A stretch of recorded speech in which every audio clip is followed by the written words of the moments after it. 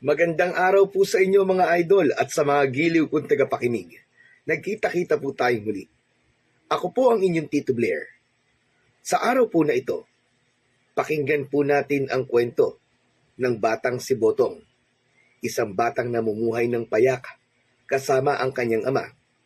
Magiliw, masipag at masiyahing bata si Botong. Sa pagbisita ng kanyang mga tiyuhin, matutuklasan niya ang iniingatang mutya ng kanilang pamilya. At sa kabila noon, isang masalimuot na pangyayari ang magaganap. Nahuhubog sa batang si Botong upang siya ay maging matatag at matapang. Sa pagkamatay ng kanyang ama at mga tiyuhin, naiwan sa kanya ang 4 na mutya at mabubuo sa kanyang puso ang kagustuhang maghiganti sa gumawa noon sa kanyang mga mahal sa buhay. Sa pag-iisa niya, makikilala niya ang mag-asawa na tutulong at gagabay sa kanya.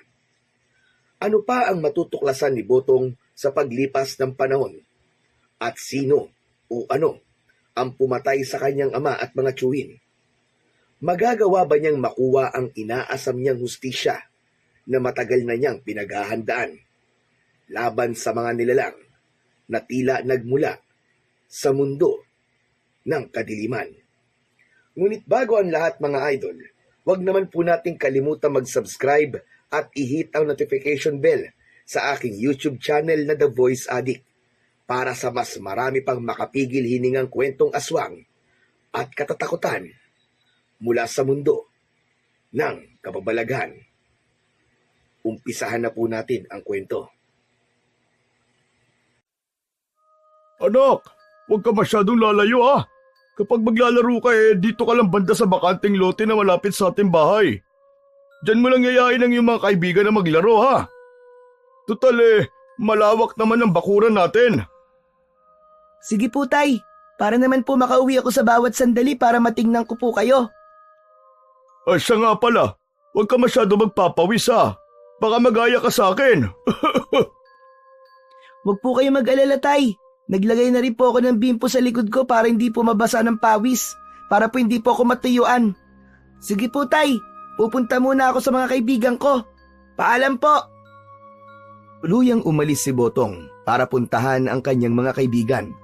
Nais niyang yayain ang mga ito na pumunta sa bakanting lote na nasa tapat ng kanilang bahay. Alam niyang oras-oras, kailangan niyang tingnan ang kalagayan ng kanyang ama dahil may sakit ito. Nang lumaon, pumayag na rin ang kanyang mga kaibigan, kaya doon sila naglaro sa bakanting lote na nasa tapat lang ng bahay ni Botong. Buong maghapon silang naglaro at dahil sa saya, nakalimutan ng umuwi ni Botong. Nasa kalagitnaan na sila ng kanilang paglalaro nang sabihin ng isa niyang kaibigan na may matandang nakasilip sa silong ng kanilang bahay. Si tatay, sandali lang uuwi muna ako. Kinutuban ng hindi maganda si Botong. Agad na pumasok sa kanyang isipan ang kanyang tatay Sedo na alam niyang may kung anong karamdaman. Sakto namang paglapit niya sa tapat ng kanilang bahay nang biglang umalis ang matanda. Dahil nakatagilid ang pwesto nito, nagawang tandaan ni Botong ang itsura nun. Nagmadali na lang siyang pumasok sa kanilang bahay at naabutan niyang natutulog pa rin ito. Subalit, sakto ring nakalapit ang bata sa kanyang ama. Nagising ito at napakunot ang ulo. Akala ko ba maglalaro ka, anak? Bakit nandito ka? Tay, nakita ko po kasing may matandang nakaupo doon na parang palaka doon po sa silong natin. Nakasilip po siya sa siwang ng sahig natin. Ay naku, Botong. Baka guni-guni mo lang yun. Isa pa, wala naman ako narinig na mga yabag dito Pero tay, alam ko po na hindi guni-guni ang nakita ko. Matanda po talaga yun. Tumakbo pa nga po siya nung papalapit na ako rito Hayaan mo na yun. Baka naligaw lang yun. O kung hindi man baka wala sa katinuan ng matandang yun.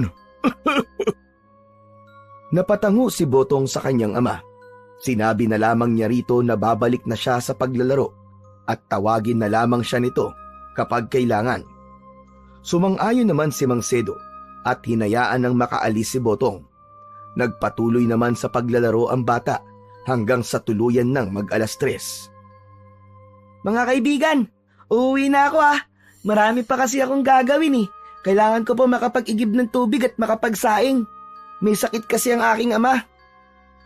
Napatango naman ang kanyang mga kaibigan at tinanaw na lang siya habang pauwi sa kanilang bahay.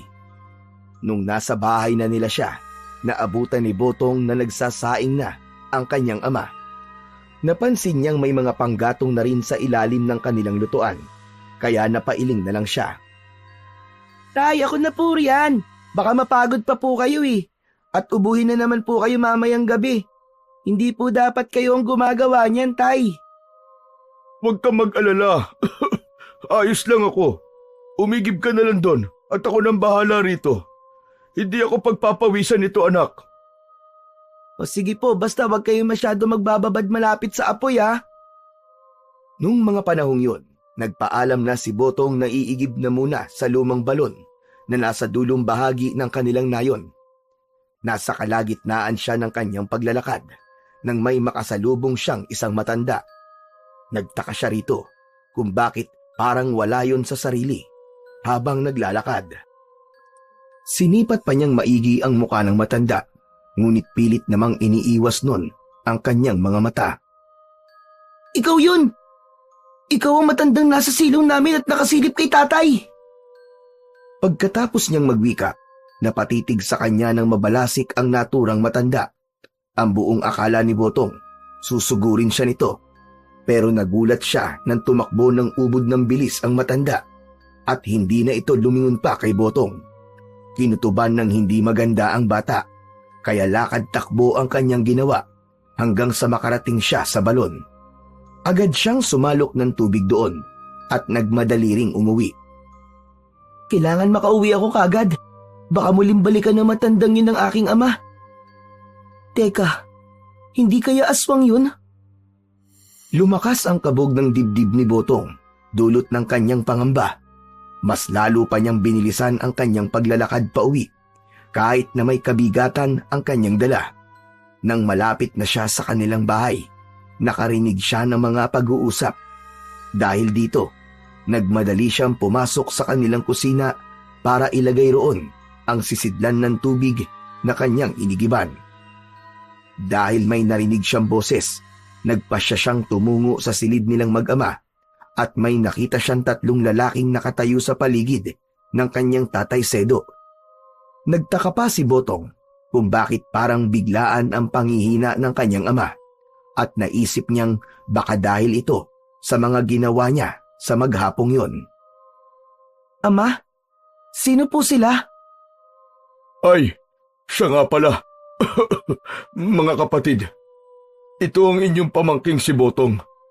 Masipag na bata yan. Magandang tanghali po sa inyo. Ito ang iyong tiyo Kato. Ito naman ang iyong tiyo Manuel. At ito ang iyong tiyo Saul. Sila ay mga kapatid kong matagal na nauhalay sa akin. Ngayon, bumalik sila para sa isang misyon. Nilapitan ni Botong isa-isa ang kanyang mga tiyuhin para magmano. Nang matapos na siya, nag-usisa siya sa kanyang mga tiyuhin kung ano ang kanilang misyon. Ngunit ang kanyang ama ang sumagot. Nanatili lamang na tahimik ang kanyang mga tiyuhin habang pinagmamasdan siya. Anak, naririto sila upang puksay ng mga aswang na nambibiktima sa kabilang baryo natin. Siya nga pala, itong mga tiyuhin mo ay mga berdugo ng mga aswang. Kayo po, bakit hindi kayo naging kagaya nila?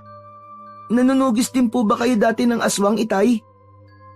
Alam mo anak, ang ganyang gawain ay iniwan ko na magmula nung magkaroon ako ng pamilya. Ayokong isakripisyo kayo ng iyong ina.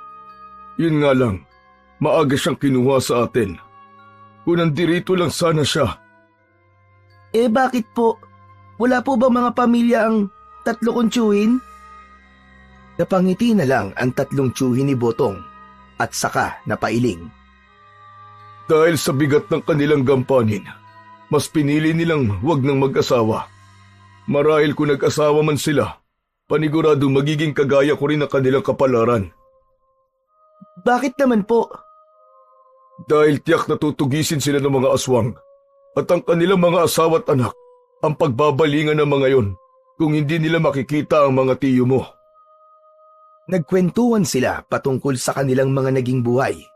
Nung malaman naman nilang nagkasakit si Sedo, nabahala ang tatlo niyang mga kapatid dahil paniguradong magiging lapitin ito ng mga aswang. Natatakot nga rin po ako mga tiyo sa kalagayan po ni tatay ngayon. Nung nakaraan nga lang po, may nahuli po akong isang matandang nakasilip sa kanya mula sa silong ng bahay po namin.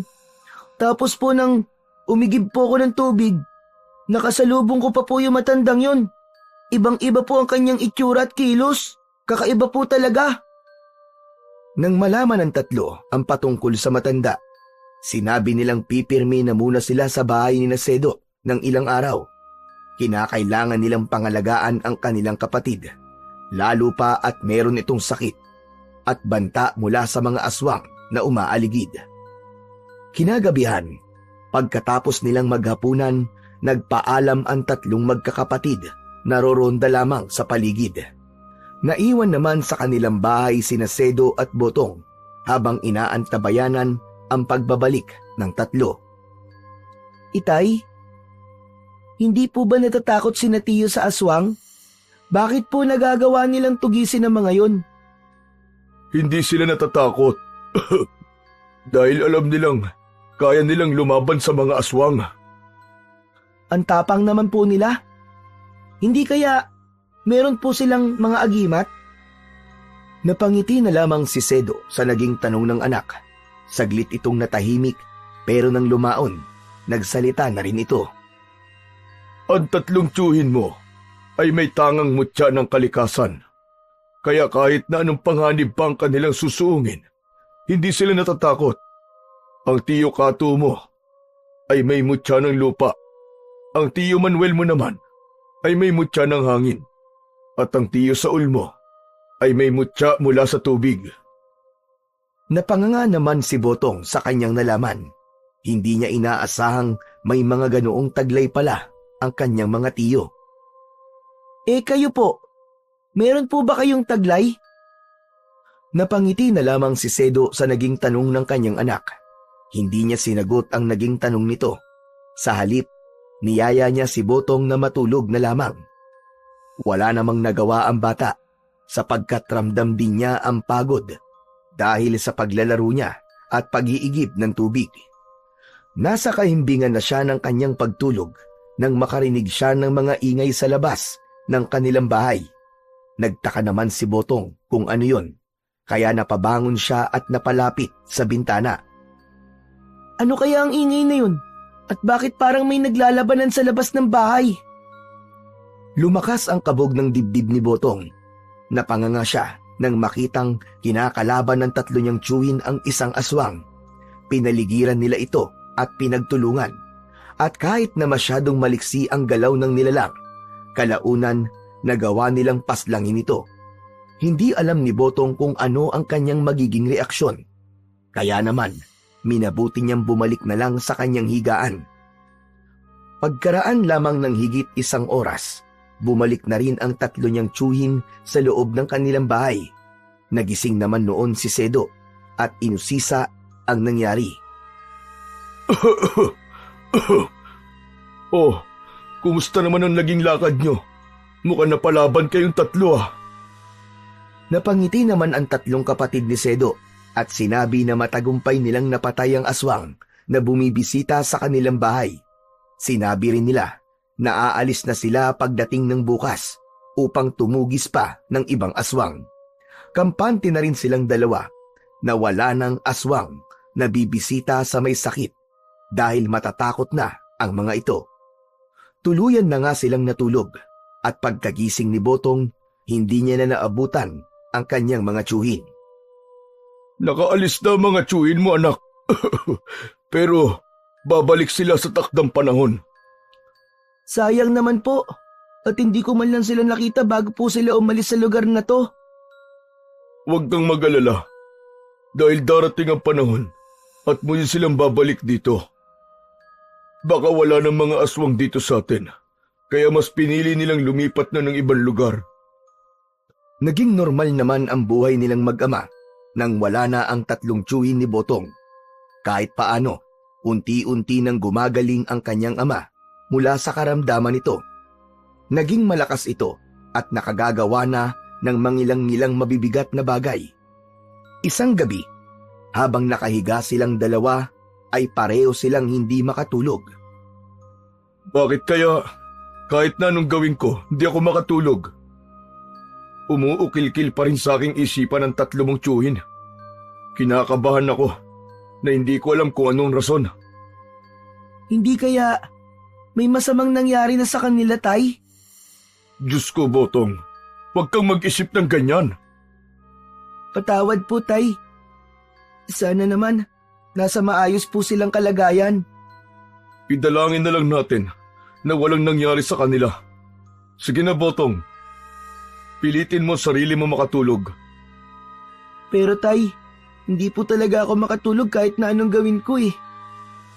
Basta, pilitin mo at wag mo nang isipin ang mga tiyuhin mo. Kaya nila ang kanilang sarili. Sa takot ni Botong na mapagalitan siya ng kanyang ama, pinilit niya ang kanyang sarili na matulog. Sa kabutihang palad naman, tuluyan siyang nakaidlip. Subalit pagkaraan lang ng halos 2 oras, nagising siya na wala ang kanyang ama sa kanyang tabi. Hindi niya alam kung saan ito nagpunta. Ngunit dahil hinihila pa rin siya ng antok, nagpatianod na lang siya rito. Kinabukasan, nagising siya na nakatayo ang kanyang ama sa tapat ng bintana habang nakatalikod. Tay, saan po kayo nagpunta kagabi? Nakagisnan ko po kasing wala kayo sa tabi ko eh. Nagpahangin lang ako sa labas, anak. Ganun po ba? Pero, kumusta na kaya si Tiyo? Hindi sumagot si Sedo sa kanyang anak. Nanatili itong tahimik habang nakatitig sa malayo. Napatitig na lang din sa kanyang ama si Botong at tila nagtataka sa naging kilos nito. Walang ano-ano, bigla ang nakaramdam ng matinding ginaw si Botong at sa hindi niya inaasahan, kinilabutan siya habang nakatitig sa ama niyang nakatalikod. Anak, patawarin mo ko. Patawad? Para po saan? Kasi mas pinili kong iwan ka para tulungan ang mga tiyuhin mo. Teka, Tay, hindi ko po kayo maintindihan eh. Ano po bang ibig niyong sabihin? Basta, siya nga pala. Tignan mo sa aking lagayan ng damit. Makikita mo roon ang 4 na mutya ng kalikasan. Ang mutya namin ng iyong mga tiyuhin. Tay, hindi ko po talaga kayo maintindihan. Ano po bang ibig niyong sabihin, Tay? Hindi sumagot si Sedo sa kanyang anak. Sa halip, marahan itong napaharap kay Botong. Saktong pagkaharap niya, halos mapaigtad ang bata nang makita niyang hindi klaro ang muka ng kanyang ama at parang binura ito. Ano po nangyayari sa inyo, Tay? Mahirap ipaliwanag, anak. Pero lagi mong tatandaan, kahit nasaan man ako mapadpad, babantayan kita. Mapatawad mo sana ako. Habang nagsasalita si Sedo, unti-unting nagkaroon ng liwanag sa paligid ng kanyang katawan. Kinutuban ng hindi maganda si Botong, kaya nagmadali siyang yumakap sa kanyang ama. Halos manindig ang lahat ng mga balahibo niya sa kanyang katawan, nang sa hindi niya inaasahan, yumakap lamang siya sa hangin. Napatingala siya sa kanyang ama at napansin niyang naging malungkot ang mukha nito. Wala na ako, anak. Patay na ako. Isa na lamang akong kaluluwa. Tatay! Bakit? Ano po nangyari at namatay kayo? Bakit niyo po ako iniwan? Patawad, anak. Patawarin mo ko. Hindi ko inaakalang malakas ang aming makakasagupa. Ang 4 na mutya namin magkakapatid. Nasa lagayan ng damit ko. Kunin mo yon at ingatang maigi, anak. Darating ang araw at pag-iinteresan yun ng mga aswang na pumatay sa aming 4. Ingatan mo at gamitin sa kabutihan. Masusunod po, Tay. Iingatan ko po ang sinasabi niyong mga mutya. Habang nasa ganoong sitwasyon, mas lalo pang binalot ng liwanag si Sedo hanggang sa hindi na nakita ni Botong ang kanyang ama dahil tuluyan na itong nilamon ng liwanag. Napahagulgul na lang ang bata dahil sa kanyang panlulumo at kalungkutan. Hindi niya inaakalang yun na ang kanyang madadatnan pagkagising niya ng umagang yun. Hindi niya alam kung paano magpatuloy sa kanyang buhay dahil batid niyang mag-isa na lamang siya, nasusuong sa lahat ng bagay. Ang mga mutya, yun na lamang ang natitirang alaala sa akin ni Ama at ng aking mga tiyuhin. Napatakbo si Botong patungo sa tapat ng aparador kung saan nakatago ang mga damit ng kanyang ama. Pagkarating niya roon, biglaang nanginig ang kanyang mga kalamnan. Pakiramdam niya ay may kuryenteng dumaloy sa kanyang buong katawan. Tiningnan niya ang mga damit ng kanyang ama at napanganga na lang si Botong nang makita niya ang 4 na mutyang naroroon. Ang mutya ng apoy, tubig, hangin at lupa. Totoo nga sinabi ni tatay. Narito nga mga mutya. Nung una, nag-aalangan pa si Botong na hawakan yun. Ngunit habang tumatagal ang pagtitig niya ron, tila hinihikayat siya ng 4 na mutya para hawakan sila. Bunsod nito, sinubukan niyang kunin ang 4 at nung pagsama-samahin niya ito sa kanyang palad, biglaang naging iba ang kanyang pakiramdam. Tila naglalaban ang mga enerhiya nun, kaya naisip niyang ihiwalay ang bawat mutya. Minabuti niyang lagyan na rin ng kanya-kanyang lagayan ang mga yon upang hindi didikit sa isa't isa. Hindi na nagawa pang mahanap ni Botong ang bangkay ng kanyang ama at mga tiyuhin. Magmula rin nun, namuhay siya at itinaguyod ang kanyang sarili ng mag-isa. Isang gabi, ano kaya itong nangyayari sa akin? Bakit parang hindi ako mapakali? Nakaramdam ng kakaiba si Botong. Kahit na anong gawin niya, hindi siya makatulog. Dahil dito, nagpasya na lang siyang magpahangin sa labas. Nang mga panahong yon, ginawa na niyang kwintas ang 4 na mutya ng kanyang ama at mga tiyuhin. Saktong pagkalabas niya ng kanilang bahay, agad niyang napansin na parang may pumipintig sa kanyang ulo at maging sa mga kalamnan niya. Dahil dito, nagpasya siyang makiramdam sa paligid habang nagpapahangin. Ano kayang meron sa bahaging yan ng sagingan? Parang may mga tao nagtatago riyan at nakamasid dito ah. Dulot ng kanyang pagkakuryoso, marahan siyang naglakad doon. Alam niyang dahil sa tinataglay niyang mutya ng tubig at lupa, magkakaroon siya ng bertud ng tagabulag. Habang naglalakad siya patungo roon, napansin niyang umiinit ang kanyang pakiramdam. Babala ito ng mutya ng apoy. Paniguradong may panganib na nakaamba para sa akin. Hindi niya pinansin ang mga napapansin niyang pagbabago sa kanyang katawan. Nagpatuloy siya sa kanyang paglalakad hanggang sa makarating siya sa tapat ng sagingan. Akmang papasok na sana siya roon nang sa hindi niya inaasahan. Nakarinig siya ng pagkaluskos na animoy tumatakas. Hinayaan na lamang niya yon, pero nang makita niya ang nilalang na tumatakbo palayo, naisipan niyang sundan ito. Sa tulong naman ng bertud na tinataglay ng mutya ng hangin, naging mabilis ang kanyang pagtakbo.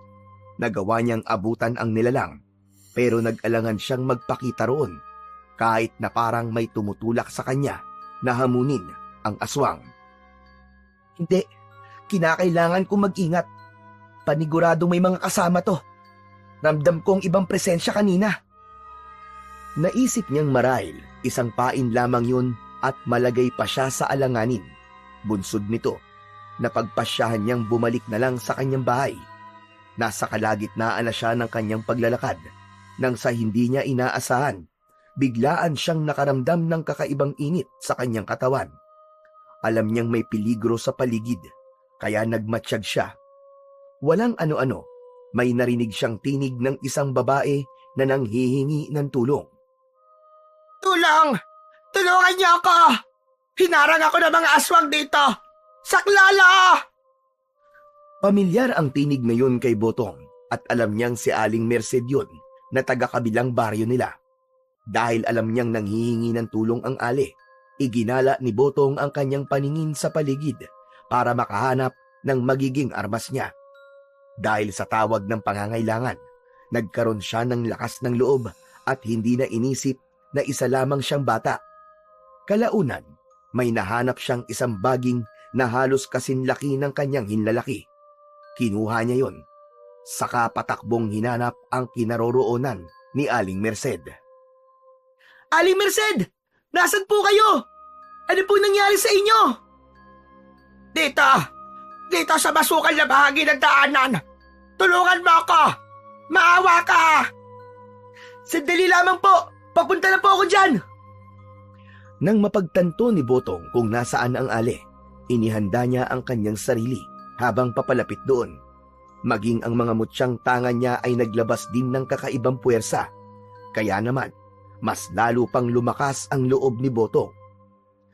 Nang medyo malapit na siya sa masukal na daanan, nagulat siya at panandaliang natigilan.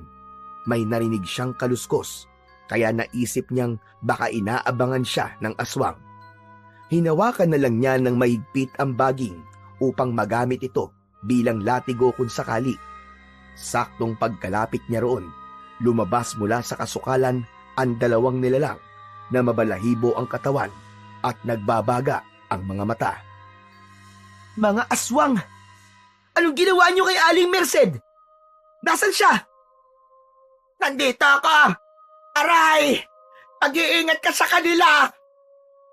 Muling inulit ni Botong ang kanyang tanong sa dalawang aswang, pero napangisi lang sila at nagsimulang maglaway habang nakatitig sa kanya. Ilang sandali pa, mabilis na sumugod ang isang aswang kay Botong, kaya napilitan ang bata na latiguhin ito gamit ang baging na hawak niya. Anong ginawa niyo kay Aling Merced? Sagot! Kung hindi, papatayin ko kayo! Ikaw pala ang nagmana ng 4 na mutsyang yan. Kaya pala bigla ang dumami ang mga aswang dito. Nagkaroon tuloy kami ng kakompetensya. Ibigay mo sa amin yan. Ano ka, siniswerte? Hindi ko ibibigay sa inyo to. Alam kong gagamitin nyo lang to sa kasamaan. Hindi to nararapat sa inyo, mga pangit. Kung gayon, dapat kang mamatay. Kapag nakain na namin ang atay mo at laman loob, makukuha na namin ang mga mutsyang yan. Hindi sumagot si Botong. Sa halip, nilatigo niya ang naturang aswang, kaya napahiyaw yun at namalipit ng dahil sa sakit. Nung nakita naman ni Botong na susugod na sa kanya ang isa pang aswang, inunahan niya ito. Buong lakas niyang hinagupit yun at tinamaan ito sa kaliwang mata. Ayun na bata, umalis na tayo rito. Baka kumapano pa tayo. Sandali lang po! Hindi nagawang lumapit ni Botong sa kinaroroonan ng Ali. Biglaan siyang nilapitan ng dalawa at inambahang susunggaban. Subalit, nasa ganoong sitwasyon sila nang sa hindi nila inaasahan. Nagliwanag bigla ang mutya ng apoy at parang naging isa itong maliit na bolang apoy. Sa hindi inaasahan ni Botong, nasilaw ang dalawang aswang sa liwanag na nagmumula roon. Kaya nagkaroon siya ng pagkakataon para tumakas. Lumapit siya sa kinaroroonan ni Aling Merced at napagtanto niyang buntis pala ito. Hindi na po sana kayo umuwi ng ganitong oras, Aling Merced. Alam naman po niyo na delikado ang daan ngayon. Marami po mga aswang na kumakalat sa paligid. Hindi ko rin kasi akalain na gagabihin ako. Nawili kasi ako sa pakikipagkwentuhan sa aking mga kaibigan. Teka, hindi ba't ikaw ang anak ni Sedo? Hindi pa ba umuuwi ang tatay mo? Napatango na lang si Botong. Biglaan siyang nalungkot sa naging tanong ng Ali at hindi niya alam kung paano ito sasagutin. Saka na lang po natin pag-usapan yan. Kailangan makaalis na po tayo rito dahil panandalian lang po ang pagkabulag ng dalawang aswang na yon. Alam mo, manang-mana ka talaga sa tatay mo. Ang tapang mo, iho. Wala po ako mapagpipilian kung hindi ang maging matapang. Kung magiging mahina po ako rin po ang talo. Napatango si Aling Merced sa tinura ng bata. Sinabi rin nitong mas mainam ngayon habang wala pa ang kanyang ama. Habang inaalalayan ni Botong ang ali, nakarinig sila ng pagkaluskos sa kanilang likuran. Nilingon yun ng bata at nagulat siya nang makita ang dalawang aswang na mabilis na lumalapit sa kanila. Seryoso at mabalasik ang mga mukha nito, kaya nabahala si Botong. Tumabi po muna kayo, Aling Merced. Ako na pong bahala sa dalawang yan. Ag-iingat ka, iho! Saktong pagkalapit ng dalawang aswang, hinagupit sila ni Botong ng hawak niyang baging. Napanganga na lang si Aling Merced nang makita niyang may kung anong liwanag na nagmula sa katawan ni Botong na nananalaytay sa baging. Pagkatama ng nasabing bagay sa katawan ng mga aswang, maging si Botong ay hindi makapaniwala. Tumilapon ang dalawang nilalang sa hindi kalayuan na parang tinangay ng malakas na hangin. Babangon pa sana ang dalawang aswang, subalit biglaan silang nasunog. Wala na silang nagawa at dahil sa sobrang init ng apoy, tuluyan na silang nawalan ng buhay at natupok. Kala nyo yan ang nararapat sa inyo, mga aswang na salot. Diyos ko po, paano mo nagawa ang ganong bagay? Kahanga-hanga ka! Napangiti na lang si Botong sa itinuran ng ali. Hindi niya sinagot ang tanong nito, pero sinabi niyang kaloob ng langit ang kung anumang meron siya. Kung wala pa ang iyong ama, pwede naman na sa bahay ka muna namin tumira. Teka, ano nga pala ang pangalan mo? Botong. Ako po si Botong, Aling Merced. Gusto mo bang sumama sa akin sa bahay? Wala pa kaming anak ng aking asawa. Ito pa lang ang ipinagbubuntis ko. Siguro kung hindi ka dumating, baka may nangyaring masama na talaga sa akin. Pero nakakahiya naman po sa inyo at magiging distorbo lang po ako. Ano ka ba naman? Hindi ka magiging distorbo. Mauunawaan ng aking asawa yon. At marahil ay pati siya magpapasalamat sa iyong ginawa. Pero sino nga ba ang mag-aakalang ang isang bata na kagaya mo ay kayang pumaslang ng aswang? Siguro po, dahil po sa tawag na rin ng pangangailangan. Kung hindi ko po kayo narinig, baka hindi ko rin po nagawa ang ganon. Pero maiba ko. Nasa na nga pa lang yung amang si Sedo? Hindi ko siya nakikita. Kasi po, Aling Merced, ang totoo po kasi niyan, patay na po si tatay. Ano ka mo? Aba, anong nangyari yon? Akala ko ba ay bumuti na ang kanyang kalagayan? Opo, kaso lang, dahil kinakailangan po ng aking mga tsuhin ng tulong, hindi po siya nagdalawang isip na maglakbay para hanapin sila. Yun po, hindi na po nakabalik ang kanyang katawan sa aming bahay. Pero, ano mo nalaman na patay na siya?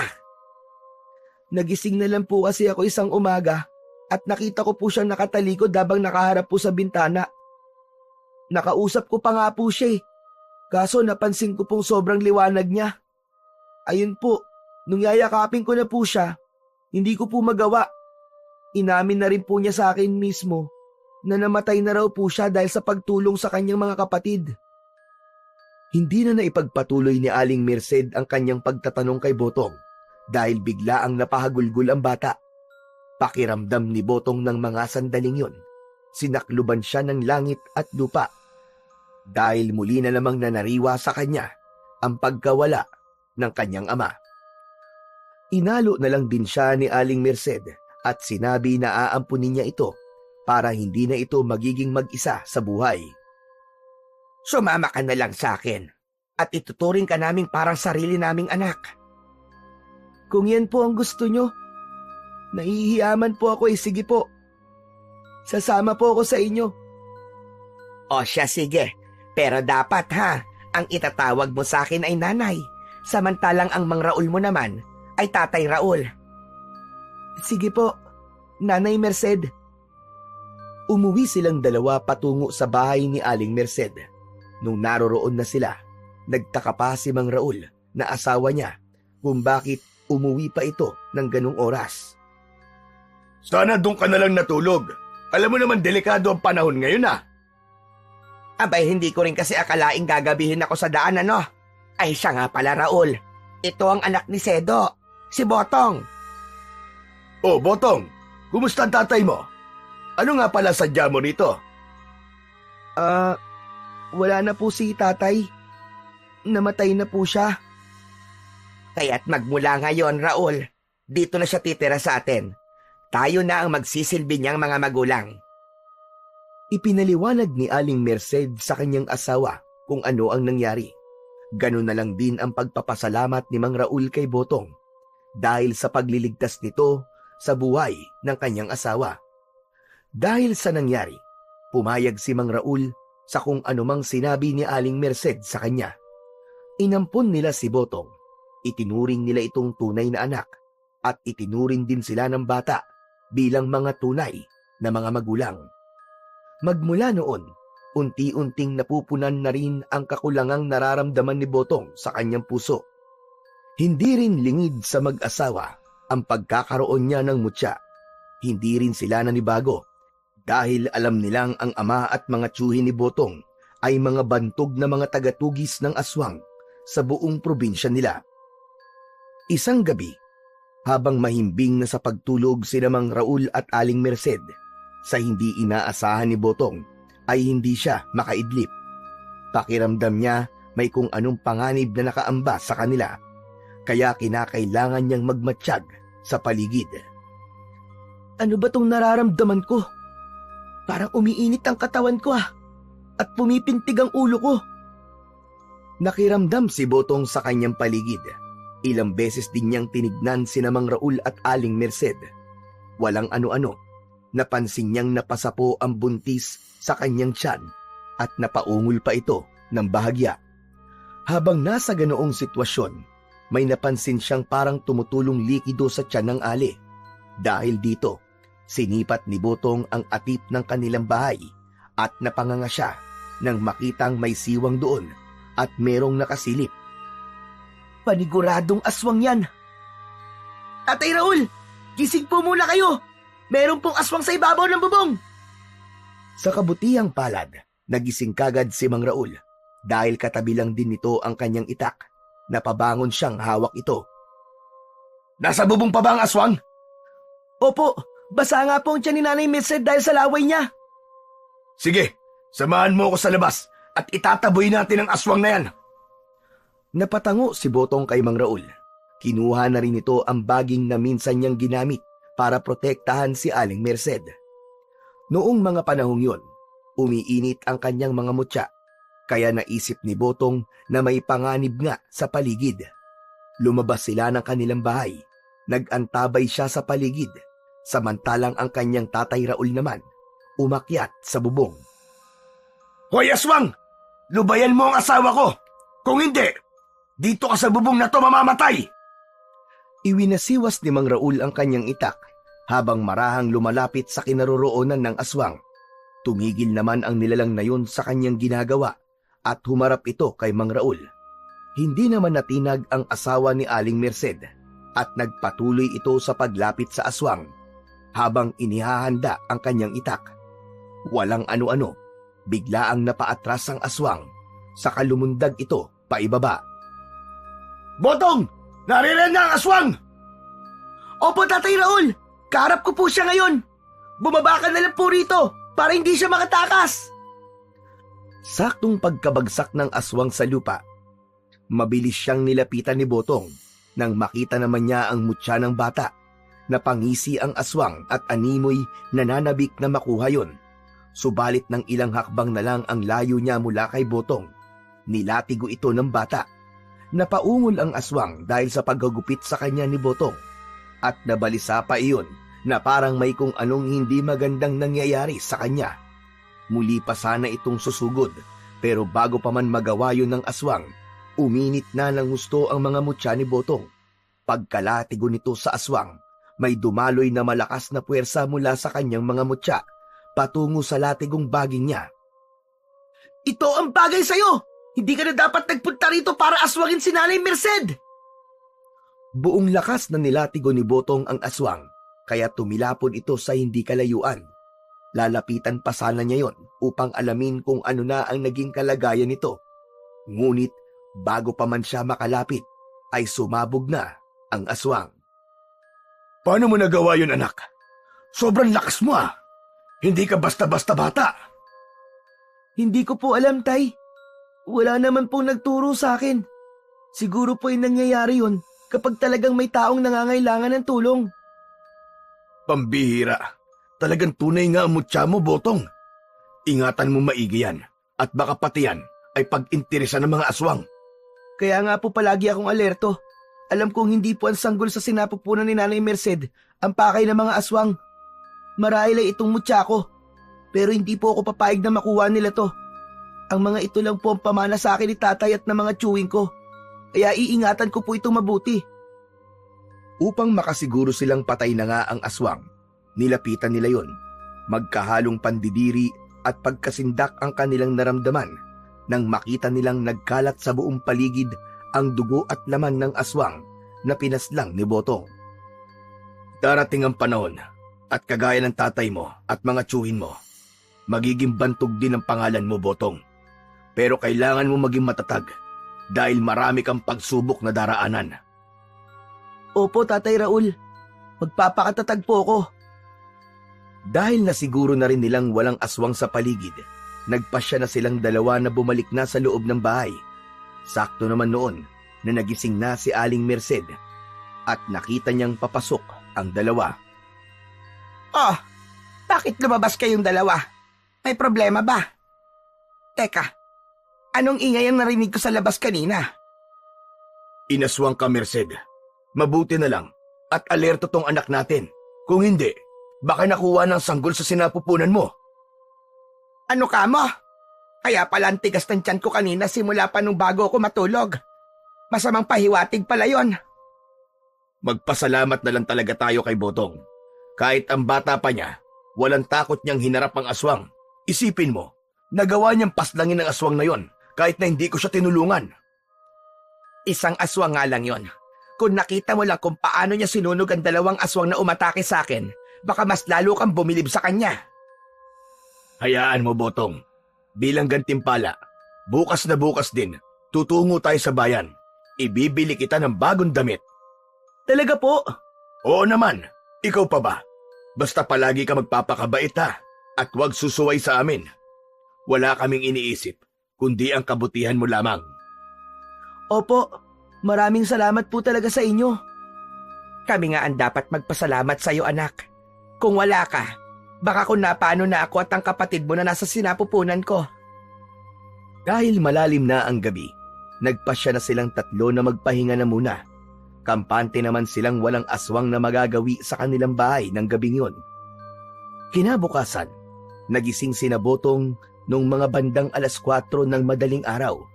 Sinabihan kagad siya ni Mang Raul na maghanda na para makapunta na sila sa bayan. Nanabik naman kagad si Botong, kaya nagmadali siyang maligo at nagbihis. Pagkatapos nun, sumakay na sila sa kangga ni Mang Raul upang makapunta sa bayan. Kailangan nilang umalis ng maaga para hindi sila tanghaliin. Nasa kalagitnaan na sila ng kanilang paglalakbay patungo sa bayan nang sa hindi inaasahan ni Botong, nakaramdam siya ng kakaibang init sa kanyang katawan. Tatay Raul, mas maigi po siguro kung liliis po tayo ng daanan. Hindi kasi maganda ang kutob ko sa daraanan natin to eh. Sige, akong bahala. Medyo mas malayo nga lang ang dadaanan natin. Pero ayos lang yon. Hindi kasi maganda ang kutob ko. Parang may pangalib na nakaabang sa atin. Medyo madilim pa ang paligid. Kaya hindi natin malalaman kung ano naghihintay sa atin doon. Kaya siguro pati itong kalabaw ko, parang nababalisa na rin. Buti't sinabi mo. Nagpatuloy sila sa kanilang paglalakbay patungo sa bayan. Pagkarating nila roon, bagong latag ang halos lahat ng paninda at walang gaanong namimili. Dahil dito, nagkaroon sila ng pagkakataon para busisiin ang mga bibili nila. Kagaya ng sabi ni Mang Raul, pinilhan niya ng bagong damit si Botong. Maraming salamat po rito, Tatay Raul. Ang ganda po ng damit na to. Walang anuman, Botong. Para naman may bago kang damit. Pabalik-balik na kasi ang damit mo eh. Nang matapos na sila sa kanilang pamimili, nagpasya na silang dalawa na umuwi. Muli silang sumakay sa kangga at nagsimula ng maglakbay patungo sa kanilang baryo. Nang malapit na sila sa daanan kung saan sila lumihis nung patungong bayan, pareho silang nagtaka kung bakit may mga taong naroroon. Dahil dito, minabuti nilang dalawa na mag-usisa muna kung ano ang naroroon. Huwag ka nang tumingin, Botong. May bangkay ng lalaki. Wakwak ang tiyan at wala ng mga lamang loob. Ibig pong sabihin, biktima ng aswang? Tama po ba? Oo, tama ka. At marahil kung hindi mo sinabi sa akin kanina na lumihis tayo ng daan, baka tayo pa nakasagupa ng aswang na yan. Buti na lang talaga. Alerto ka, Botong. Kaya po pala sobrang init ng mutya ko kanina. May nakaamba palang pangalib sa atin. Minabuti nilang dalawa na magpatuloy na sa pag-uwi sa kanilang nayon. Nang madaanan nila ang bangkay, sinubukan pang silipin yun ni Botong. Agad siyang nakaramdam ng awa sa lalaking pinaslang ng aswang dahil walang kalaban-laban ito. Kailangan may gawin ako. Hindi pa pwedeng magasik ng lagim ang mga aswang dito sa aming bayan. Hindi maaari. Siguro kung buhay pa sina tatay at tiyo, pupuksain nila ang mga aswang na nambibiktima. Pero wala na silang lahat. Ako na lang ang may kakayahang gawin yon. May sinasabi ka ba, Botong? Wala po. Akala ko kasi may kung ano kang binubulong eh. Nagpatuloy sila sa kanilang paglalakad hanggang sa makarating na sila sa kanilang nayon. Dahil gising na si Aling Merced, nakapaghanda na ito ng kanilang agahan. Ipinakita naman ni na Botong ang kanilang pinamili at natuwa naman ang ale. Sa susunod, kapag ako naman na mamamalengke, bibilan din kita ng damit. Talaga po, Nanay Merced? Oo naman, bakit ang tatay Raul mo lang ba may kakayahang ibili ka ng damit? Hindi naman po. Salamat po sa inyo Kahit na hindi niyo po ako tunay na anak, itinuring niyo pa rin po akong kadugo. Huwag mong isiping hindi ka namin kadugo.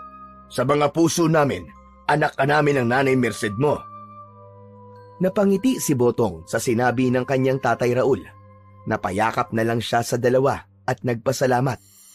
Matapos ang maikli nilang usapan, nagpasya silang kumain na muna ng agahan. Pagkatapos nito, sumama at tumulong si Botong kay Mang Raul sa bukid hanggang sa dumating ang hapon. Kailangan umuwi na tayo. Hapon at ilang sandali na lamang magdidilim na ang paligid. Delikado ang panahon ngayon. Alam mo naman yun, Botong. Oo nga po Paniguradong may mga gumagalang aswang ngayon sa mga kanayunan. Yan nga ang problema. Kaya kailangan talaga natin mag-ingat. Humanda talaga sa akin ang mga aswang na yun. Hindi ko sila aatrasan kung makakasagupa ko sila. Huwag mo nang asamin na makasagupa sila. Piliin mo na lang ang tahimik na buhay. Hindi mo lang alam kung gaano kahirap ang napagdaanan ng mga tsuin at ng tatay mo nung sila'y nabubuhay pa. Bakit po? Alam po ba niyo mga naging karanasan nila? Panandali ang naging tahimik si Mang Raul sa naging tanong ni Botong. Bumuntong hininga ito, saka napatitig sa malayo. Hindi mo na itatanong. Magkakasama kami dati. Pero kagaya ng tatay mo, mas pinili ko magkaroon ng tahimik na buhay. Siguro, ngayong wala na ang iyong ama, responsibilidad na kita bilang dating kasamaan niya. Kaya kung paano nila ako kinupkop dati, ay ganun din ang gagawin namin sa'yo. Kung gayon po, alam po niyo kung ano nangyari kina tatay? Oo, pero wag mo nang isipin yon. Kahit na anong gawin natin, hindi na natin maibabalik ang buhay nila. Piliin na lang natin ang kapayapaan. Tatay Raul, sino po ang pumaslang sa kanila? Saan po sila matatagpuan? Huwag mo nang alamin pa, Botong. Masyado ka pang bata para malaman yan. Pero, hindi umubra ang pangungulit ni Botong sa kanyang tatay Raul. Dahil sa kanyang nalaman, mas lalo pang naging malapit ang loob niya rito. Naisip niyang tama naman ang kanyang tatay Raul. Kaya minabuti niyang wag na munang alamin kung sino at saan nakatira ang mga pumaslang sa kanyang ama at mga tsuhin. Subalit lingid sa kaalaman ni Mang Raul, may kung ano nang binabalak si Botong para maipaghiganti ang kanyang ama at mga tiyuhin. Napagpasyahan nilang dalawa na umuwi na noon. Habang naglalakad, naging tahimik si Botong. Alam kong may galit ka sa pumatay sa ama mo at sa mga tiyuhin mo. Pero hindi pa ito ang tamang panahon para maghiganti ka. Masyado ka pang bata para gawin ang bagay na yon. May oras para dyan at hindi pa ito sa ngayon. Iniisip ko lang po kasi kung bakit pinatay nila si tatay. Kasi ang turing nila sa iyong ama ay kalaban. Ako, kagaya ko, kalaban din ako ng mga aswang. Pero dahil hindi na ako masyado nakikialam sa mga anumang ginagawa nila, kahit paano ay masasabi kong tahimik na ang buhay ko. Gusto ko po magiganti. Gusto ko mapatay ang mga aswang na pumatay sa aking ama. Mapapahamak ka lang, Botong. Alam ko pong malaki ang posibilidad na mapahamak ako. Pero hindi ko naman po pwedeng pabayaan na lang ang pumatay sa aking tatay. Hindi kaya ng konsensya ko, Tatay Raul. Kung gayon, kailangan mo maganda. Ako mismo magsasanay sa'yo para pagdating ng araw, magiging handa ka na talaga. Talaga po? Oo, Botong. Para naman kahit paano ay makabawi ako sa kabutihan ng iyong ama at ng mga tiyuhin mo. Nagkaroon ng sigla ang katawan ni Botong dahil doon. Nanabik siyang matuto kung paano makipaglaban sa mga aswang. Hindi niya inisip ang panganib na posible niyang susuungin dahil ang pinagtuunan niya ng pansin ay ang makapaghiganti sa mga pumatay sa ama at mga tiyuhin niya. Nang makauwi na sila, nagpasya silang magpahinga. Sinabi na rin ni Mang Raul kay Aling Merced na alam na ni Botong ang koneksyon nila sa ama at mga tiyuhin nito. Bukas ng umaga, magsisimula ang ating pag-iensayo. Sige po, para kapag dumating na ang araw na magkaharap kami ng mga aswang, mas lalo kong masisiguro na magagawa ko silang talunin. Walang nagawa si Mang Raul. Magmula ng sumunod na umaga, tinuro niya ang lahat ng mga nalalaman niya patungkol sa pakikipaglaban sa mga aswang. Naging masigasig naman sa pag-aaral at pag-iensayo ang batang si Botong. At kahit nasa maikling panahon lamang, ay natutunan niya at nagawa niyang makabisa ang mga itinuturo sa kanya ng kanyang Tatay Raul. Isang gabi, dahil nais pang mag-ensayo ni Botong at hindi naman sila ganong kapagod, minabuti ni Mang Raul na pagbigyan ng bata. Maliwanag naman ang buwan, kaya kahit paano ay hindi sila nahirapan. Tatay Raul, nauulinigan ba niyo ang mahinang paghuni na yan? Ano bang ibig mong sabihin? Parang may umaaligid po ng mga paghuni ng tiktik sa ating bahay. Ano ang mainam nating gagawin? Umantabay ka lang at kukunin ko ang aking itak. Sige po, Tatay Raul. Nagmamadaling pumasok sa kanilang bahay si Mang Raul. Samantala, si Botong naman ay nanatili sa labas habang nagmamatsyag sa paligid. Walang ano-ano, may napansin siyang gumagalaw sa bandang likuran ng kanilang tirahan. Naisipan niyang lapitan yon at dahil sa mutya ng tubig na kanyang tinataglay, alam niyang hindi siya mapapansin ng kung anumang nilalang. Mabuti na lang talaga at may bertud ng tagabulag ang mutya ng tubig ko. Kung wala, baka madali niya akong makikita. Marahang lumapit dun si Botong at napagtanto niyang aswang nga ang naroroon. Animoy naghihintay lang ito ng tamang pagkakataon para pasukin si Aling Merced sa kanilang bahay. Nagpalinga-linga naman si Botong at nang makakita siya ng kahoy na malatubo ang laki, kinuha niya ito at inihanda. Anong ginagawa mo rito, ha? Umalis ka rito! Pangit na aswang! Pagkatapos niyang magwika, buong lakas niyang pinalo ang nakaupong nilalang. Nagulat naman yun at napaangil. Subalit nang humarap siya kay Botong, biglaan itong natigilan na parang natatakot. O ano? Bakit parang takot na takot ka yata? Umalis ka na rito para hindi ka na masaktan pa at mamatay. Ikaw ang nagmana ng mutya ng ama mo at ng mga tiyuhin mo. Oo, at bakit kilala mo ang ama ko at mga tiyuhin ko? Siya nga pala, pinatay lang sila na walang kahirap-hirap at pinagpiestahan ng kanilang mga laman. Mga hayop kayo! Sinong iba pa niyong kasamahan? At saan kayo nagkukuta? Bakit ko naman sasabihin sa'yo? Nandito ako para kunin ang sanggol na naaamoy ko at hindi para sagutin ang mga katanungan mo. Lingid sa kaalaman ng aswang, nasa bandang likuran na niya si Mang Raul na may hawak na kulambo at itak. Anong sinabi mong diablong buwang ka? Nandito ka para sa sanggol na nasa sinapupunan ng asawa ko? Tignan natin kung ano magagawa mo rito. Pagkatapos magwika ni Mang Raul, biglaan niyang itinalokbong sa aswang ang kulambo. Sinabihan na rin niya si Botong na paluin ang aswang nang sa ganon ay manghina ito. Kapag hindi mo sinabi sa amin kung saan naroroon ang inyong kuta, mamamatay ka at makikilala ka pa ng mga tao sa nayon. Napaangil naman ng aswang. Sinubukan niyang magpumiglas at kumawala sa kulambo pero hindi nito magawa. Matigas kang hayop ka. Sige, dyan ka hanggang sa sumikat ang araw. Tignan natin kung hanggang saan ang tigas mo.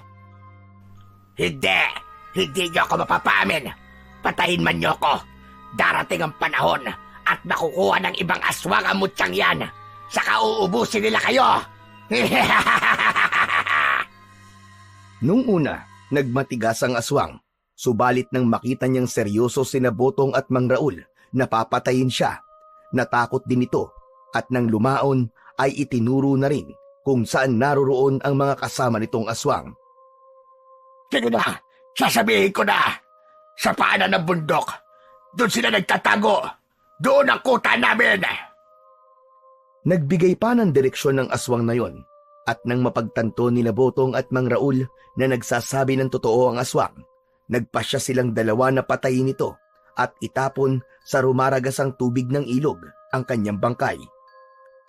Tatay Raul, ako na lang po tutungo sa kuta ng mga aswang. Bantayan niyo na lamang po si Nanay Merced at baka kung ano pa po ang mangyari sa kanya. Kaya mo ba, Botong? Opo, alam ko po sa akin sarili na sapat na po ang mga natutunan ko sa inyo. Hindi na po ako dapat mag-aksaya ng panahon. Noong mga panahong yon, nagpaalam si Botong sa mga taong tumatayong magulang niya. Nabahala man sila dahil bata pa ito, pero nangako siyang walang mangyayaring masama sa kanya. Huwag po kayo mag-alala, Nanay Merced, Tatay Raul. Alam kong hindi ako pababayaan ng aking mga mutya. Siguro, ginagabayan din po ako ni na tatay at mga tiyo ko. Walang nagawa ang mag-asawa kundi ang payagan si Botong sa kanyang binabalak. Pinaalalahanan na lang nila itong mag-ingat sa kanyang gagawin. Malaki rin ang tiwala ni Mang Raul sa bata na kaya niyang ubusin ang mga aswang dahil may tinatago itong lakas na nagmumula sa 4 na mutyang tangan niya. Hindi na rin inaksaya pa ni Botong ang kanyang oras at nagsimula na siyang maglakbay. Ilang araw at gabi ang kanyang ginugol at ang tanging dala niya ay ang mga mutya niya, itak at ang baging na minsan niyang ginamit laban sa mga aswang. Sa kabutihang palad, sa buong oras ng naging paglalakbay niya, hindi siya nakaramdam ng gutom o uhaw. Madilim na ang paligid nung nakarating siya sa kuta, kaya minabuti niyang ihanda ang kanyang sarili. Lalabas ako rito ng buhay. Ipaghihiganti ko ang aking ama at mga tiyuhin.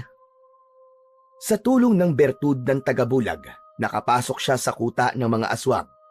Dahil alam niyang hindi siya pwedeng mag-aksaya ng panahon, kinuha ni Botong ang isang sulo at walang pagdadalawang isip na siniliban ang mga kubo roon. Naghiyawan naman ang mga taga roon at dahil sa pagkataranta, hindi nila nalaman kung sino ang may gawa ng pagkasunog na yon. Walang ano-ano, sa hindi inaasahan ni Botong, ay may mga aswang na nakakita sa pagsunog sana niya ng huling kubo. Mapangas kang bata ka! Sino nagdala sa'yo rito? Ako lang, bakit? At nandirito ko para maningil. Wala kaming utang sa'yo, bata. Umuwi ka na kung ayaw mo maging pagkain namin. Pagkatapos magwika ng aswang na yon, lahat sila ay nagpalit ng anyo sa mabalahibong nilalang. Pinaligiran nila si Botong, kaya inihanda ng bata ang kanyang latigong gawa sa baging. Nagsimula na ring magpakita ng reaksyon ang suot niyang mga mutya, kaya alam niyang protektado siya. Sino yung pinag-aaksayahan nyo ng oras? Napayuko ang mga aswang bilang pagsaludo, kaya ibinaling ni Botong ang kanyang pansin sa paparating. Napalunok siya ng kanyang laway, pero kahit katiting ay hindi siya nakaramdam ng takot. Nanginig ang kanyang buong kalamnan dahil sa matinding galit na kanyang nararamdaman. Ako lang naman ang anak ng isa sa 4 niyong pinaslang. Ikaw pala. Anong ginagawa mo rito? Gusto mo rin bang matulad sa ama mo at sa iyong mga tsuhin? Nandirito ako para singilin kayo. Pagkatapos niyang magwika, buong lakas niyang hinagupit ng baging ang pinunong aswang. Nakita yun ng mga aswang, kaya mabilis silang sumugod kay Botong. Hindi naman nagpatinag ang bata at hinambalos din sila nito. Pagbabayaran mo ang ginawa mong ito sa akin! Wala kang galang! Ang mga kagaya nyo ay hindi dapat ginagalang. Ang dapat sa inyo, pinapatay. Sige! Pagpira-pira sa inyong katawan ng batang yan, ngunit huwag niyong pakikialaman ang hiyas na nakakwintas sa kanya! Dahil akin yan! Sa hudyat ng kanilang pinuno, sinugod ng mga aswang si Botong. Nung una, medyo nababahala pa si Botong, ngunit nang nilukob na siya ng enerhiyang nagmumula sa kanyang mga mutya, nawala ang lahat ng pangamba niya't napalitan ng lakas ng loob. Ang bawat aswang na lumalapit sa kanya ay walang pagdadalawang isip niyang nilalatigo gamit ang baging. Dapat sa inyong lahat, mamatay at masunog sa impyerno! Dahil sa nag-ibayo niyang lakas, nagliwanag ang mga mutyang kanyang tangan. Ang liwanag na ito ay nagmistulang apoy na dumaloy patungo sa baging na hawak niya. Nung makita ng mga aswang yon, nag-alangan silang sumugod. Subalit dahil sa utos ng kanilang pinuno, wala silang nagawa kundi atakihin ang batang si Botong. Sa bawat paglapit ng aswang, walang habas itong nilalatigo ng bata. Ang dulot ng enerhiya na mula sa mga mutya, tumilapon ang mga ito at sumasabog sa ere. Nang lumaon, nagkalat sa paligid ang mga laman at buto ng aswang. Dumanak din sa lupa ang kanilang mga dugo. Yan lang ba kaya mo? Bakit hindi mo subukan sa akin? Ito, pustahan tayo. Kung magagawa mo akong talunin, makakalabas ka ng buhay rito. Ngunit kung ako mananalo, kakainin ko ang atay at puso mo at kukunin ko ang mga mutya mo. Sige, hindi ako natatakot sa kagaya mo. Tignan na lang natin kung sino ang mamamatay sa ating dalawa. Buong lakas na nilatigo ni Botong ang pinuno ng mga aswang. Subalit, ganun na lang ang kanyang gulat nang malaman niyang walang naging epekto rito ang baging. At sa hindi inaasahan ng bata, nagawa pang agawin ng pinuno ng mga aswang ang hawak niya sa pamamagitan lamang ng kamay nito at nagawa siyang ibalibag sa lupa. Ang hina mo pala. Kung sa bagay, isa ka lamang bata na napadpad dito. Diyan ka nagkakamali, hayop ka! Pagkatapos magwika ni Botong ng mga salitang yon, hinugot niya ang kanyang itak at mabilis na sumugod sa pinuno ng mga aswang. Dahil sa bertud ng hangin na nagmumula sa kanyang mutya, naging maliksi ang kanyang paggalaw. Hindi kagad napansin ng aswang ang kanyang paglusob, kaya nasugatan ito sa dibdib. Kung walang talab sa iyo ang latigong baging, paniguradong dito sa aking itak, tapos ka! Maswerte ka lang. Huwag mong sabihing malakas ka dahil lang sa swerte mo. Nung mga panahong yon, sumugod din ang pinunong aswang kay Botong. Naglaban silang dalawa. Gamit ni Botong ang kanyang itak, samantalang mano-mano naman siyang nilabanan ng aswang. Halos hindi makapaniwala si Botong sa kakaibang bilis ng aswang na yon, pero hindi siya pinanghinaan ng loob. Nang lumaon, dahil mas malaki ang aswang kesa sa kanya, nagawa siya nitong ibalibag. Mabilis namang gumalaw ang aswang at umibabaw kay Botong, ngunit saktong pagkaibabaw ng pinuno ng mga aswang, biglaang nawala ang bata sa kanyang ilalim. Hoy! Diablong buang! Ako ba ang hinahanap mo? Nandito ako! Lumingon ang aswang sa pinanggagalingan ng boses ni Botong At bago pa man ito makatayo, tinaga na siya ng bata sa kanyang batok. Bata ka pa, pero marunong ka nang magtraidor. Pero ayos lang yan. Hindi pinansin ni Botong ang sinabi ng pinuno ng mga aswang. Muli niyang tinaga ito, ngunit sa isang pagkisap ng mga mata ng bata, biglaan ding nawala ang pinuno ng mga aswang. Nagmatsyag siya sa kanyang paligid, pero wala siyang naramdamang presensya. At walang ano-ano. Akala mo ba, ikaw lang ang marunong? Mas biyasa ako sa ganyang taktika. Napalingon si Botong at nagulantang siya nang makita niyang nasa likuran nito ang aswang. Mabilis ang naging paggalaw nun at nagawa siya nitong sakalin at iangat sa lupa. Itutulad kita sa ama mo, Kutong Lupa. Papatayin kita at kakainin ang iyong lamang loob. At higit sa lahat, may makukuha ako sa iyong mga mutya at mas lalo pa akong lalakas at magiging makapangyarihan. Hindi mo to makukuha sa akin! Hindi ako papayag na magiging walang saysay ang aking pag-iigante! Napahalakhak na lamang ang aswang sa sinabi ni Botong. Nung mismong sandaling yun, ibinalibag niya ang bata at tumilapon ito ng halos 5 dipa mula sa kinatatayuan nito. Subalit, akmang susugod na sana ang pinuno ng mga aswang kay Botong nang biglaan itong matigilan. Napakunot noo ang bata dahil nakita niyang may nakatarak na palaso sa bandang tiyan ng pinuno ng mga aswang. Hindi ka magtatagumpay sa ninanais mo!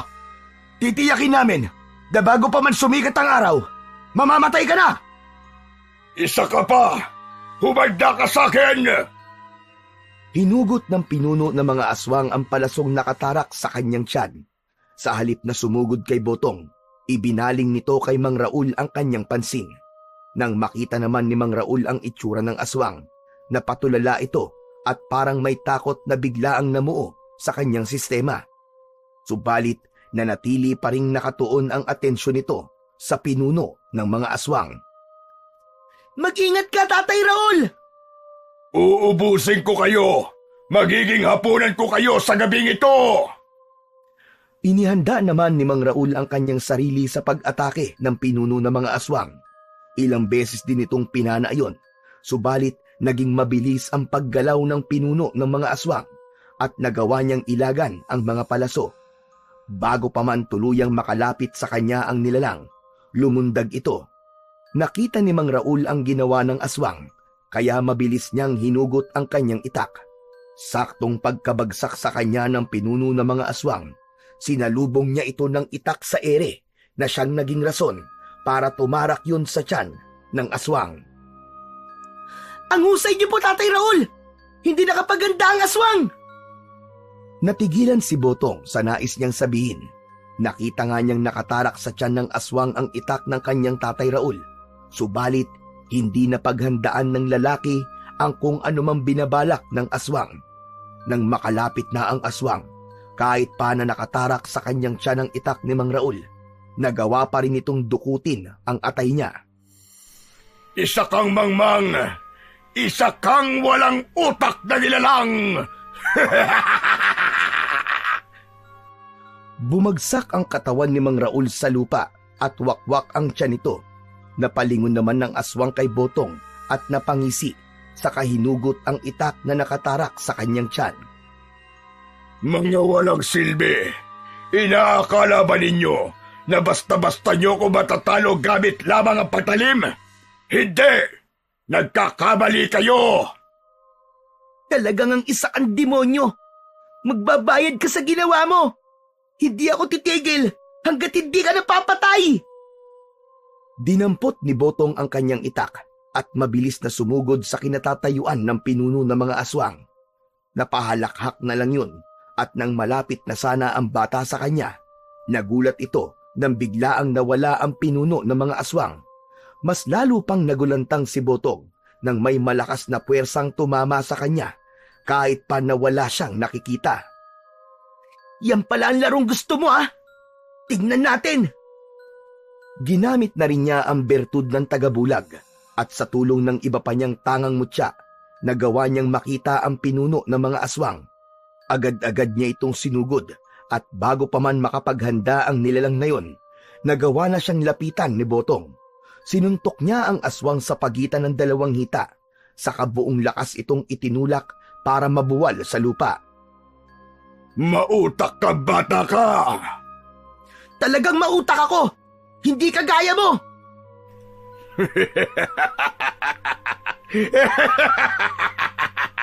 Sa ating dalawa, ikaw ang may murang isipan. Kaya kung tutusin, mas may dunong ako sa'yo, Gunggong! Nang mga panahong yon, napakuyom ng kanyang palad si Botong.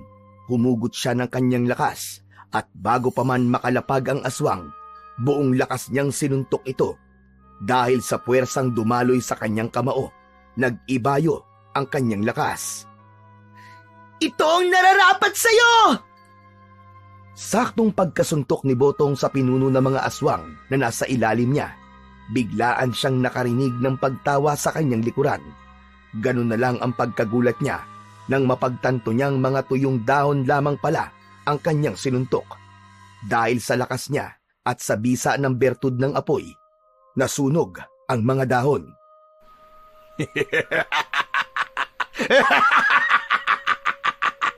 Kita mo na! Mas mautak ako sa'yo! Hindi ako yan! Nandito ako sa likod mo! Hayop ka! Humanda ka sa akin! Ibinaling ni Botong ang kanyang pansin sa likuran niya at napagtanto niyang naroroon nga ang pinuno ng mga aswang. Hinawakan niya ng mahigpit ang kanyang itak at nang susugod na sana siya sa aswang, bigla na naman itong nawala. Duwag! Magpakita ka sa akin! Duwag ka! Hinahanap mo ba ako? Nandito ako! Bago pa man makalingon si Botong, biglaan siyang sinuntok ng pinuno ng mga aswang.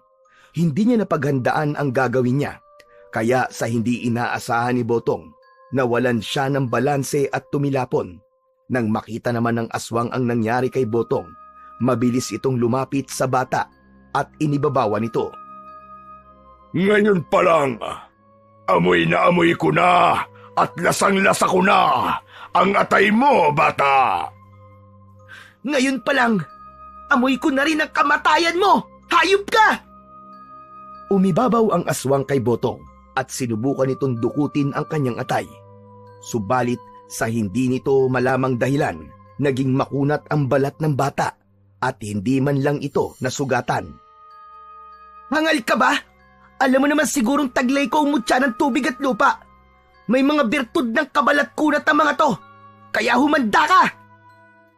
Nung mga panahong yon, dumakot si Botong ng alikabok saka isinaboy sa mga mata ng pinuno ng mga aswang.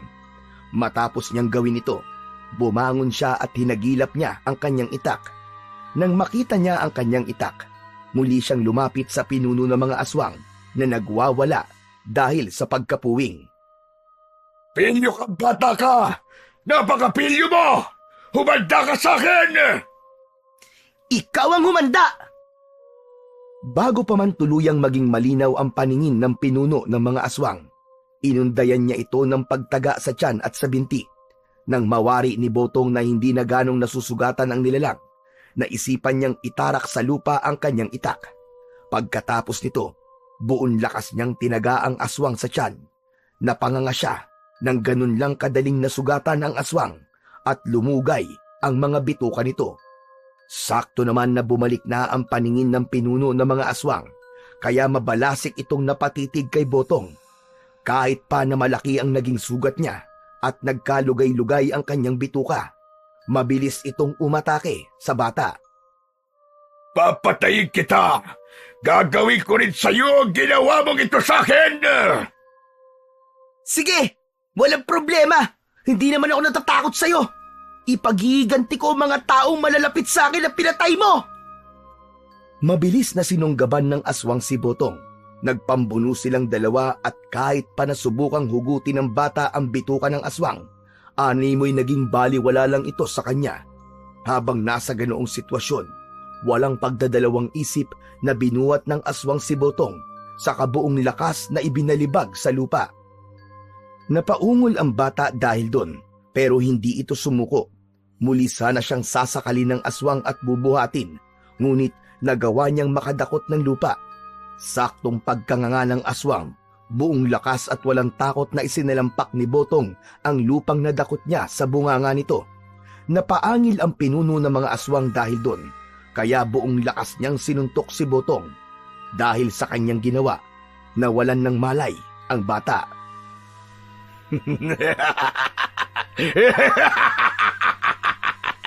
Ngayon, magagawa ko na kung ano man ang aking nais.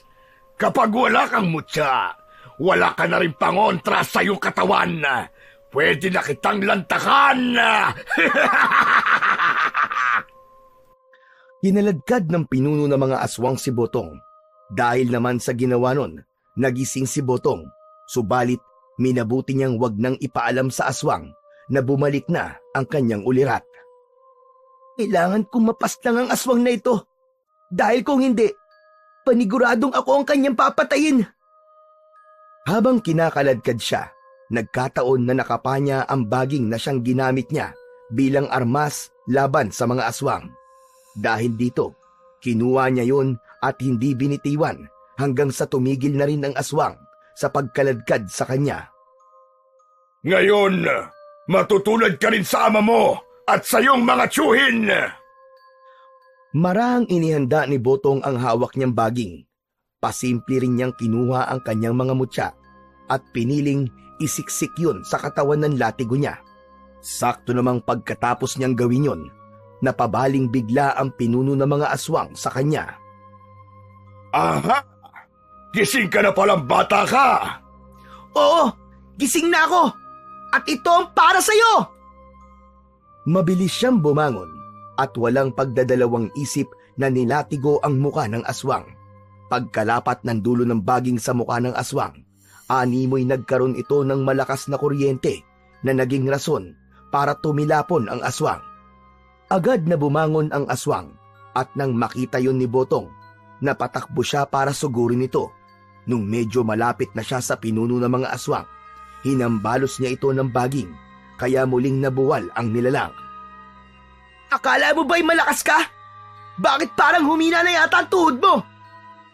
Hayop ka bata ka! Ano ang ginawa mo sa akin? Simple lang naman. Ilang beses na nilatigo ni Botong ang pinuno ng mga aswang hanggang sa tuluyan itong mapahandusay sa lupa. Ibinaon ko sa baging na to ang mga mutya. Kaya namnamin mo ang mga hagupit ng kalikasan sa pamamagitan ng latigong ito. Hayop ka! Kinagalit mo talaga ako! Pagkatapos magwika ng aswang, unti-unti itong nagpalit ng anyo at naging isang malaking ahas. Nagbabaga ang mga mata nito at meron itong palong. Kita niya rin ang pangil nito, kaya napagtanto niyang napakadelikado ng ganong nilalang. Kakainin kita at wala kong ititira kahit pa ang mga buto mo! Hindi mangyayari yan. Dahil ngayon pa lang, mamamatay ka na. Ito na ang katapusan mo. Humugot ng buong lakas niya si Botong at binalak niyang itarak sa katawan ng dambuhalang ahas ang bahagi ng baging na hawak niya. Subalit ganoon na lamang ang kanyang pagkagulat nang bigla siyang nilulun ng ahas na yun. Palabasin mo ako rito! Hoy! Iluwa mo ako rito! Pilit siyang kumakawala, ngunit hindi niya magawa dahil napakadulas ng lalamunan ng ahas. Ilang sandali pa, unti-unti siyang dumausdos. Alam ni Botong na katapusan na niya ng mga panahong yun. Subalit nakita niya sa balat ng tiyan ng naturang nilalang ang mukha ng kanyang ama at mga tiyo. Napakapit siya roon para hindi siya madaling mahulog. Hindi ako pwedeng sumuko. Ipaghihiganti ko kayo kahit na ano pa man ang mangyari. Nang mga sandaling yon, naisipan niyang itapon ang hawak niyang baging sa likidong naroroon sa tiyan ng ahas. Hindi man niya alam kung ano ang magiging kahihinatnan nito, pero isinugal niya ang kanyang huling alas. Nang mahulog na niya ang baging sa mainit na likidong naroroon, bigla yung bumula at tila nag-alboroto yun. Napansin din ni Botong na nagwawala ang aswang, kaya kumapit siya ng maigi para hindi siya dumiretso sa likidong nasa tiyan ng ahas. Walang ano-ano, bigla ang sumabog ng malakas ang ahas, kaya nakawala siya roon. Tapos na. Naipaghiganti ko na kayo, Ama.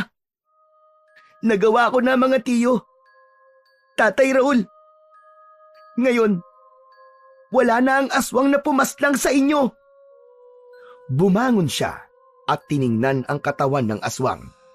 Napailing na lamang siya nang mapagtanto niyang nagkalasog-lasog pala ito. Nang makita niya ang 4 na mutya, dinampot niya yun, saka nagpasalamat ng buong puso. Mga mutya ng kalikasan.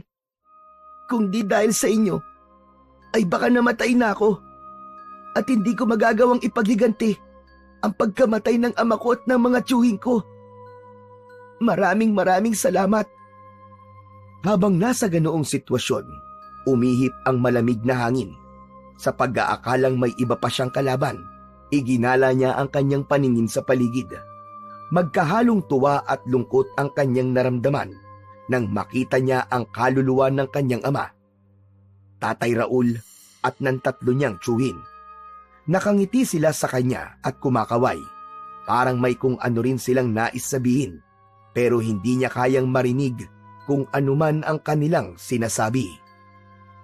Alam kong ginabayan niyo ako sa labang to. Ngayon, magiging tahimik na kayo.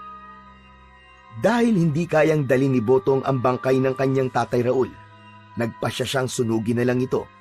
Nang matapos ito, umuwi siya sa bahay ni na Aling Merced, saka sinabi ang masamang balita. Tawa ko!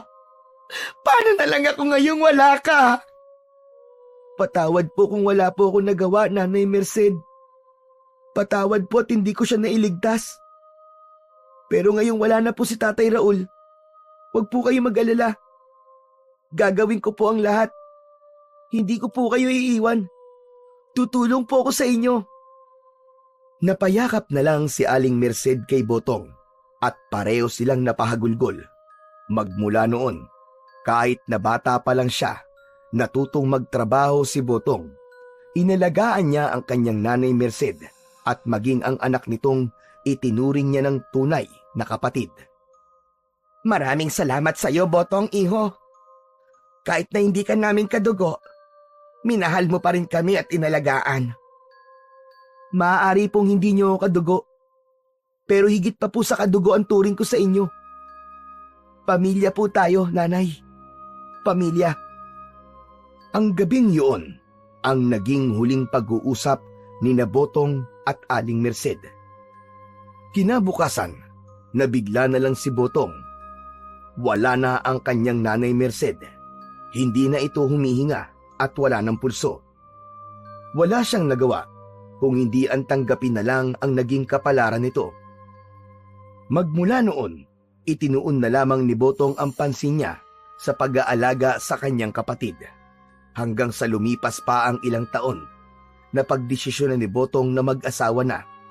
Umalis siya sa probinsyang yon at pinilit na kalimutan ang masalimuot na karanasan niya sa buhay. Tumungo sila sa syudad para mamuhay ng normal.